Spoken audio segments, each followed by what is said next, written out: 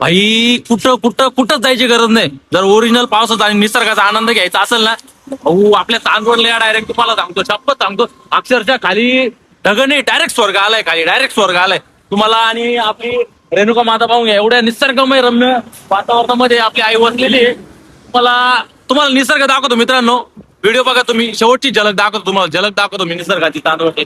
भाऊ आपल्या चांदवडचा ना डायरेक्ट विषय खाल्लाची, डायरेक्ट विषय टॉपचा आहे डायरेक्ट. तुम्ही व्हिडिओ बघा पुढचा.